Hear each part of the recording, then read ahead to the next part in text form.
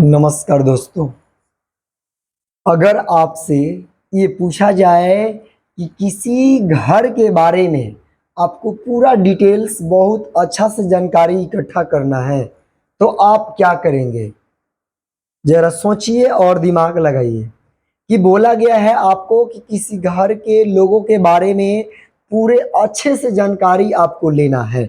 उस घर के बारे में अच्छा से जानकारी ले लेना है कि वो घर कैसा है। तो आप किस तरह से कैसे जानकारी लेंगे? चिंता ना करें।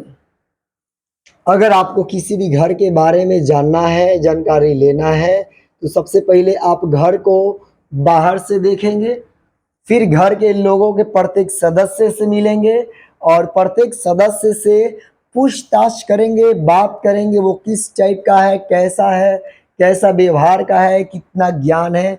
तब आप उस पूरे घर का रिजल्ट निकाल सकते हैं कि ये घर जो है एक बहुत सुंदर घर है, बहुत बेकार घर है। इस घर में रहने वाले प्रत्येक सदस्य बहुत अच्छे हैं, बहुत ईमानदार हैं, बहुत ज्ञानी हैं, बहुत मूर्ख हैं, बहुत खराब हैं, बहुत जुल्म करने वाले हैं। इस तरह से निष्कर्ष निकालेंगे जब आप उस घर के प्रत्येक सदस्य के बारे में जानेंगे तब। सेम इसी तरह से यहाँ जो है ये संस्कृत किताब के बारे में भी जानेंगे। तो संस्कृत को नाम सुनने से हमें कुछ पता चल जाता है, संस्कृत पढ़ने में कैसा होता है, संस्कृत का जो बोला जाए शब्द कितना बड़ा होता है, ऐसे मालूम चलेगा और मालूम भी है। अब बात करते हैं प्रत्येक सदस्य के बारे में। तो ये जो किताब दिया गया है, इस किताब में कुछ सदस्यों के नाम दिए गए हैं जिनकी संख्या मात्र 14 है।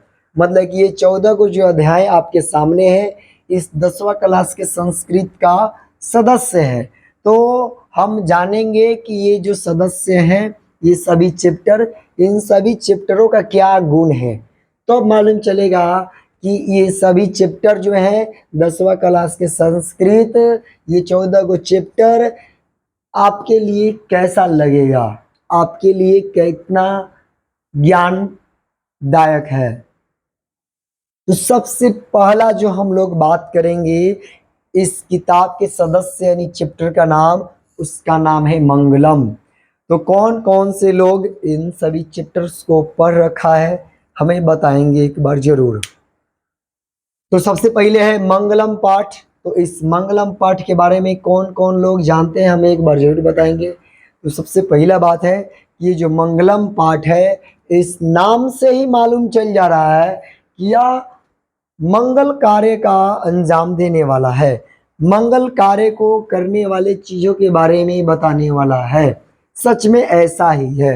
इस चैप्टर में 5 उपनिषद से मंत्र को संकलित किया गया है जो कि हमारे जीवन को कल्याणकारी बनाने वाले हैं। परम कल्याणकारी, परम लाभदायक मंत्र हैं जो इस मंगलम पाठ में दिया गया है। इसके बाद अब हम लोग इस किताब की दूसरा चैप्टर के बारे में बात करते हैं, पाटलिपुत्र वैभवम। पाटलिपुत्र वैभवम, इस पाटलिपुत्र जो है ये एक नाम है, आपको मालूम है, जिसका वर्तमान समय में पटना नाम हो चुका है और ये अभी वर्तमान समय में बिहार राज्य की राजधानी है। अब इसके वैभवम के बारे में हम लोग को पढ़ना है इसमें कि आखिर ये पाटलिपुत्र जो है इसका इतिहास कैसे रहा है, आगे ये बीच के समय में कैसा रहा, आखिर ये पाटलिपुत्र का वैभव जो बोला जाए, आखिर इसका मान प्रतिष्ठा इस धरती पर क्या रहा, इसके बारे में कौन लोग क्या बताए हैं, इस चैप्टर में पढ़ना है। तो पाटलिपुत्र वैभवम जो चैप्टर है, हमें बताएं सभी लोग कि इस चैप्टर में पाटलिपुत्र के बारे में महात्मा गौतम बुद्ध ने क्या भविष्यवाणी की थी। तो पाटलिपुत्र यानी पटना के लिए भविष्यवाणी गौतम बुद्ध ने किया था। यहाँ पर हमेशा आगलगी और बाढ़ आते रहेंगे, जो कि ये दोनों भविष्यवाणी उस समय के गौतम बुद्ध द्वारा किया गया आज भी सत्य है जितना उस समय सत्य था। फिर आगे हम लोग पढ़ेंगे इसके बारे में। अगला चैप्टर जो है अलस कथा। अलस कथा, इसमें आलसी लोगों के बारे में बताया गया। इसमें आलसियों की कथा को दर्शाया गया है, जो कि हम लोग डिटेल्स में पढ़ेंगे कि किस तरह से बनावटी आलसी होते हैं और किस तरह से प्राकृतिक आलसी होते हैं। इसके बाद हम लोग पढ़ेंगे संस्कृत साहित्य लेखिका। संस्कृत साहित्य लेखिका जो है, आखिर ये इसमें संस्कृत साहित्य लेखिका की क्या जरूरत है, तो इसमें ये दर्शाया गया कि हमारे समाज में केवल पुरुष ही, केवल लेखक ही आगे नहीं है, केवल लेखक ही किसी चीज़ को आगे नहीं बढ़ाते हैं। इसमें दर्शाया गया कि संस्कृत को आगे बढ़ाने में, संस्कृत को आगे ले जाने में हमारे समाज की लेखिका यानी कि स्त्रियों की भी बहुत बड़ी भूमिका रही है। इसमें हम लोग संस्कृत साहित्य की लेखिकाओं के बारे में पढ़ेंगे। इसके बाद भारत महिमा चैप्टर जो है, इसमें दर्शाया गया है, भारत की महिमा को लेकर के बात किया गया है, भारत के बारे में दर्शाया गया है। इसके बाद हम लोग भारतीय संस्कारा चैप्टर में पढ़ेंगे कि भारत में किस तरह के कितने संस्कार हैं, यानी कि हमारे जीवन में कुल मिलाकर के कितने संस्कार हैं और वो संस्कार कब कब मनाए जाते हैं। तो आपको मालूम है कि कुल संस्कार 16 हैं। इन 16 संस्कार का अलग अलग टाइम पर, अलग अलग समय पर मनाया जाता है। इसमें 2 संस्कार फिक्स हैं, एक जन्म के लिए और एक मृत्यु के लिए। जन्म के लिए जन्म उत्सव संस्कार और मरने के लिए अंत्येष्टि संस्कार। ये 2 चीज़ जानिए, बाकी और सब भी इसमें हम लोग जब चैप्टर स्टार्ट करेंगे तो और सभी डिटेल्स जानेंगे। विवाह संस्कार, गृहस्थ संस्कार, इन सभी चीज़ों के बारे में हम लोग जानेंगे। गर्भधारण जो संस्कार है इसके बारे में। इसके बाद हम लोग देखेंगे नीति श्लोका।